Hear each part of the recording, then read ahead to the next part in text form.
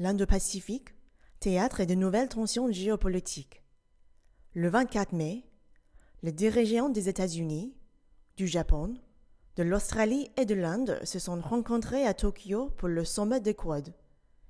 Dans un communiqué conjoint publié par la Maison-Blanche, l'Alliance s'engage à coopérer avec les partenaires de la région qui partagent la vision d'un Indo-Pacifique libre et ouvert, et salue la communication conjointe de l'Union européenne sur sa stratégie de coopération dans l'Indo-Pacifique, annoncée en septembre 2021, ainsi que l'engagement accru de l'Europe dans la région.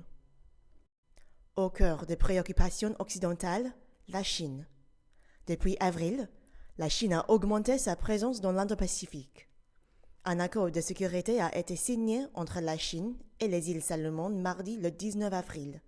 Un prétexte, craindre certains dirigeants occidentaux, notamment l'Australie et les États-Unis, pour le développement d'une base militaire chinoise sur l'archipel, qui se situe à 2000 km au nord-est de l'Australie. Selon Federica Galucetto, spécialiste des relations internationales et de la diplomatie, cet accord répond aux besoins des îles de restaurer l'ordre social après des émeutes violentes, mais ne donne pas le droit à la Chine d'intervenir militairement sans l'accord des Salomon. Now, looking at the case of the Solomon Islands, and not only that, the entire Indo-Pacific region and also the Pacific Islands, well, I guess to a degree, we have both Australia and New Zealand as, I guess, the leading countries in this particular region. And so any sort of, I guess, geopolitical decision that's made, they're always consulting the, I guess, quote unquote Pacific family, which then, involves some of the bigger Pacific nations, obviously Samoa, Tonga, Papua New Guinea, and also the Solomon Islands. And so whenever there's an additional actor other than the Australia or New Zealand or any of its allies, especially out in the West, namely the United States, well, I guess eyebrows are raised and questions are asked whenever there's a different player in the region. And so in this case, with the involvement of China, especially not only in the Indo-Pacific, but more specifically the Pacific Island region, this has caused a number of concerns and a number of questions. So Australia has kind of taken on that leadership role within the Pacific region. And so the Solomon Islands do rely on the assistance of the Australian government, whether that's financial aid, whether that's security, whether that's conversations around climate change. That's probably been one of the biggest topics actually being discussed in the Pacific Island Forum. So essentially the main I guess relationship is around the security issues in the Solomon Islands. And so there is a treaty between the Australian government and also the Solomon Islands government around support around the security. Obviously, you would be aware, Jackie, in terms of the riots that have been happening in the Solomon Islands. So, and it goes without saying that the Solomon Islands is a developing nation, so therefore it does require a substantial level of assistance, whether that's through humanitarian assistance, whether that's traditional, social order, with a number of conflicts that's been happening in the Solomon Islands. But another factor to highlight as well is just the underlying issue of unemployment, which again is probably one of the main contributing factors to the riots and the unrest in the Solomon Islands. From the perspective of the Solomon Islands, well, they believe that, so especially the governments under the Prime Minister Manasseh, he feels that the support received from Australia has been quite inadequate, and so, for example, in 2017, when we had the first riots, obviously Australia, having that agreement with the Solomon Islands, we were able to deploy not only the Australian Federal Police, but there was also a military presence there to restore some sort of order. But I guess if we look at, just to give a bit of context, if we look at the changing of diplomatic relations, especially from Taiwan to China when the Solomon Islands officially recognized China, well, it kind of just gave an indication of where the Solomon Islands were heading towards, and so to me, it's not a surprise that that the Solomon Islands have explored this option with China, and so it kind of coincides with the past decade where the Australian government has actually reduced its financial aid and its assistance towards the Solomon Islands, and so from the perspective of the Solomon Islands, they actually want to diversify their profile, and this also includes the security elements. In the more recent rights, in 2021, well, the Solomon Islands government has accused the Australian government, or especially the Australian Federal Police, for failing to protect not only the property, but more specifically the property within the Chinatown within the Solomon Islands. And so it's already kind of elevating the tension that has been kind of there for quite some time now. So just a bit of context as well, China has actually been involved in the Pacific region, I would say probably anywhere between 40 to 50 years. It could be even longer than that. So this is the Pacific region as a whole. But in terms of, I guess, having more of a visible presence within the Solomon Islands, we're looking at probably the past 2 or 3 decades. And so, Chinese business has been doing pretty well, not only in the Solomon Islands, but actually across the entire Pacific region. And this is the case for also Samoa and also Tonga. And so in regards to the military presence, well, the current agreement actually, whilst it indicates that, the Solomon Islands has the ability to request not only police presence, armed police, military presence, but I think that the point that we're missing here is that it has to be at the request of the Solomon Islands. So this whole notion of, China can just, step in and bring whoever they want, in terms of the military presence, this is not the case. And so, however, so some of the contentious issues there are obviously around the developments of a potential military base. And I'd like to stress that both the Solomon Islands government as well as the Chinese government have both ruled out that there will be no development of a military base. And so I guess from the perspective of the West, well, that is the major concern, is the growing influence of China, especially within the Pacific region, and in particular, a military presence. So we obviously understand that the China's economy is on the rise. It's the second biggest economy in the world. And so they also have a sense of responsibility, or they feel that they can also lead in this particular area. And this is why they're being able to provide assistance to developing nations in terms of, supporting their economic objectives. And so in terms of from a military perspective, well, there's no particular statement or particular clause that says that they will have a military base being developed in the Solomon Islands.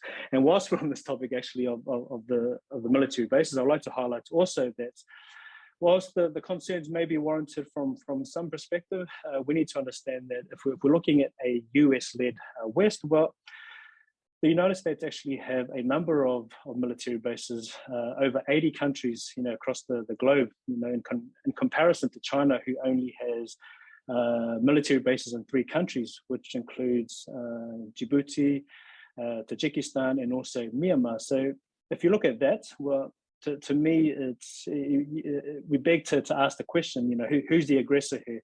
But I guess we have to factor in all those little nuances in order to get a complete and comprehensive analysis. Ukraine is a sovereign and independent country, who does have the ability to join NATO. And yet when the Solomon Islands declare that they are entering a partnership or a security cooperation agreement with China, both Australia and the United States are applying pressure on the Solomon Islands and trying to, I guess, dictate how the internal affairs of the Solomon Islands should be conducted.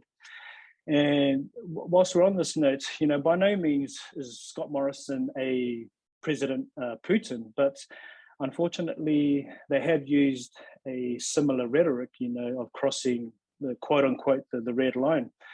And, words matter, especially when it comes to sensitive issues. And so, the United States have also issued a statement that they would respond, quote unquote, respond accordingly if the Solomon Islands agreed to have China develop a military base or have some level of military presence. And so, on that notion, let's call a spade a spade. This is a direct threat to the Solomon Islands, and unfortunately, there seems to be an underlying sort of perspective or this concept that the Pacific Islands are in the backyard of Australia. It's Australia's backyard, or it's even the United States' backyard. But the fact of the matter is, the Solomon Islands, along with other Pacific nations, are independent and are sovereign nations who are able to, formulate or develop any bilateral partnerships that they wish to. And this is the beauty of a multipolar world. We're now in a position where countries can explore the options and do what's best in their own interest. And in this case, for the Solomon Islands, they're obviously wanting to explore the different options available to them.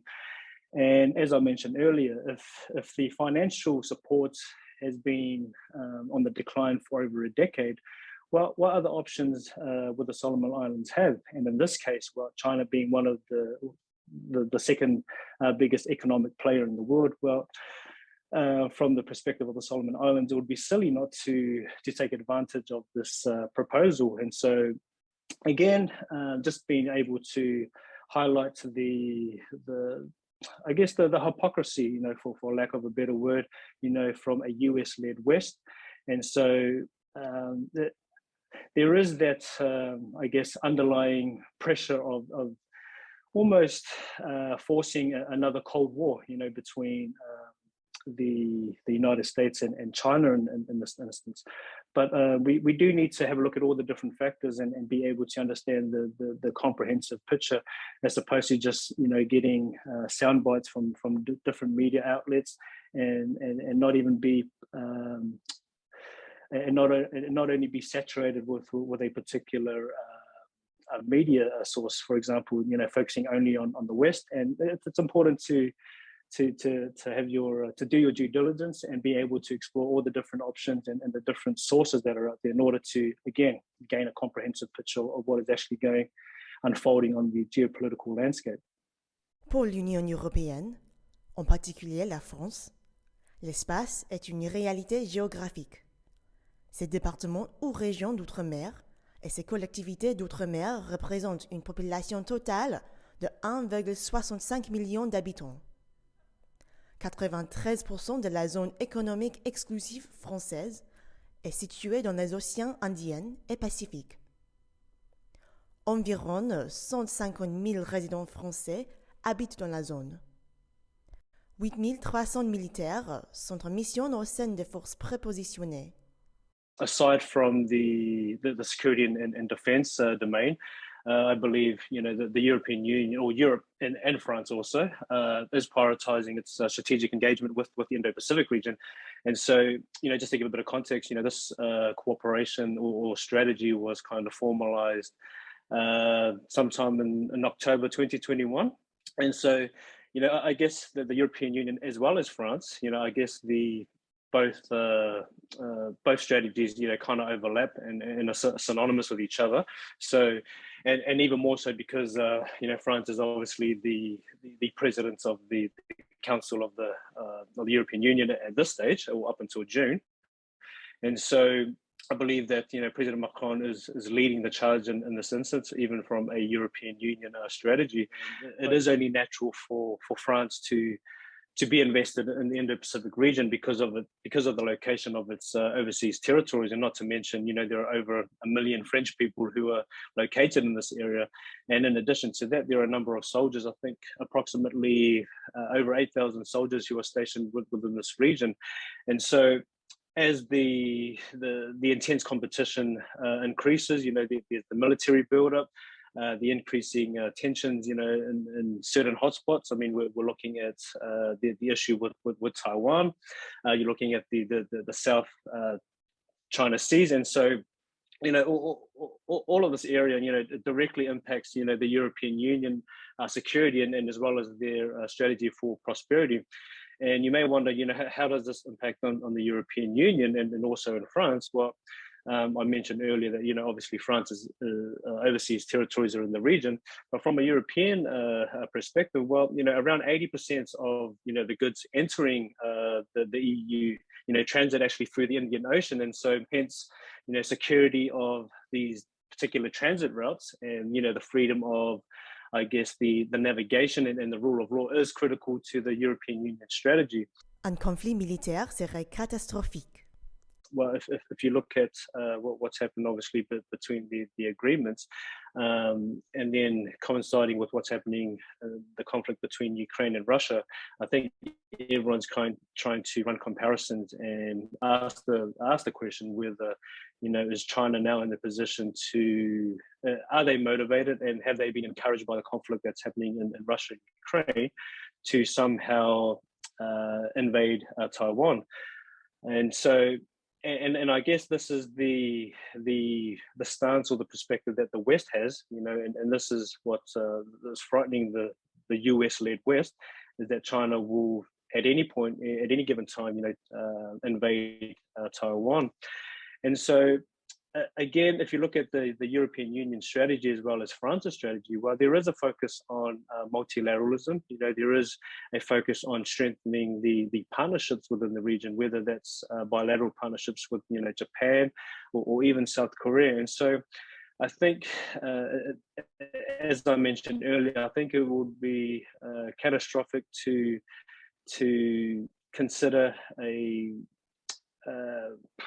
military conflict. Le 26 mai, Emmanuel Macron et le nouveau Premier ministre australien Anthony Albanese se sont entretenus par téléphone. Dans un communiqué, l'Élysée a indiqué la volonté des deux pays de rebâtir une relation de confiance. Une relation fragilisée après la crise diplomatique liée à la rupture d'un méga-contrat de sous-marins français et la formation de AUKUS, alliance militaire tripartite formée par l'Australie, les États-Unis et le Royaume-Uni en septembre 2021. Le 30 mai, les nations du Pacifique ont rejeté un projet d'accord avec la Chine sur le libre-échange et la sécurité régionale. Le ministre des Affaires étrangères chinois a appelé à ne pas s'inquiéter de la position de Pékin.